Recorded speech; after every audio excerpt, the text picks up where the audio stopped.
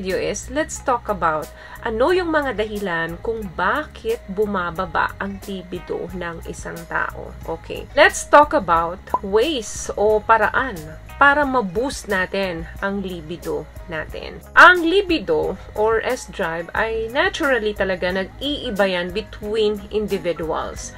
Bukod sa nagkakaedad tayo, meron pong mga sakit na dinaramdam na or minsan sa quality ng relationship kung bakit bumababa ito. Natural method po is always best pa rin para masolusyonan natin yung pagbagsak ng libido or S-drive natin. So number 1 po, bukod sa dapat may partner ka, dapat ma-manage mo yung anxiety mo. Ang anxiety po ay isa sa pinaka-common na dahilan kung bakit bumabagsak yung libido natin. Ang mataas na anxiety level po ay pwedeng masira yung sexual function natin, both men and women. Yung mga tao pong intense yung kanilang work schedule, yung mga taong masyadong maraming responsibility sa buhay nila, or other life stress na pwedeng magbigay sa inyo ng fatigue. Yan yung mga dahilan kung bakit nagre-result ng pagbagsak ng sexual desire. Sa mga kalalakihan naman, naapektuhan din yung kanilang erection.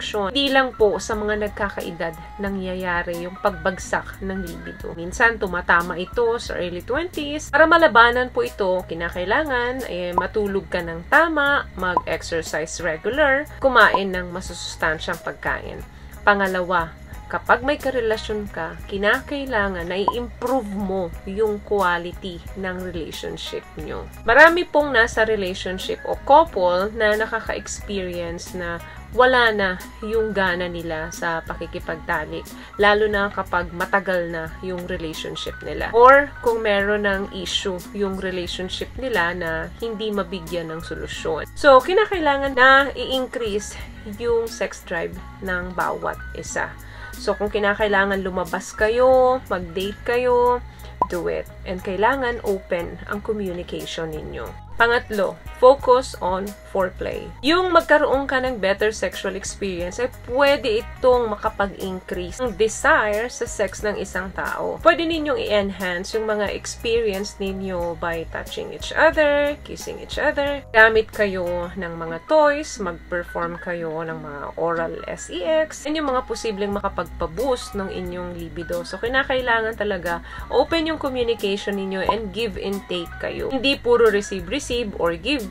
It should be receiving and giving. Another thing, maintain a moderate weight. Yung mga overweight and having obesity, isa rin po sa dahilan yan kung bakit bumabagsak yung libido ng isang tao. Minsan, pag hindi natin mapigilan yung pagdagdag ng timbang natin, dumadagdag din yung sakit na nakukuha natin. Posibleng ma-reduce din yung fertility at magkaroon ng mga hormonal imbalance. Sana dyan yung pagbaba ng testosterone concentration. Kaya very important po na ma-maintain natin yung ating body weight para mas ma-improve pa natin yung ating mga sex drive, both physically and psychologically.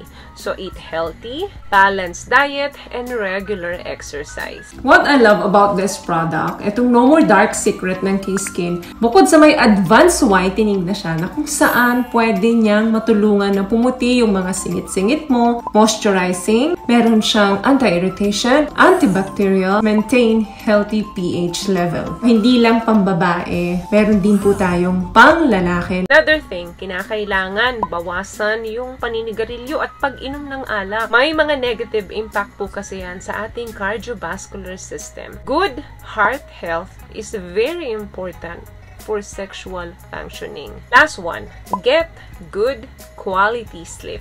Very important po talaga yan. Pag maganda yung tulog mo, pag kompleto yung tulog mo, overall ng mood mo, energy mo, ay mataas. At may mga research po na kapag may quality sleep ka, malaking tulong yan para ma-boost yung iyong libido. May mga research po na kapag nakatulog ka ng maayos, meron kang quality sleep night before na magkakaroon kayo ng laban ng partner mo, ay magkakaroon ka ng mas better genital arousal kesa doon sa may mga shorter sleep times lang. It's important to note po na ang pagbaba ng libido i-compare sa iba eh hindi naman yan problema. As long na willing ka na i-workout ito para ma-boost yung libido mo. Katulong ng partner mo ay magkakaroon po talaga ng magandang resulta.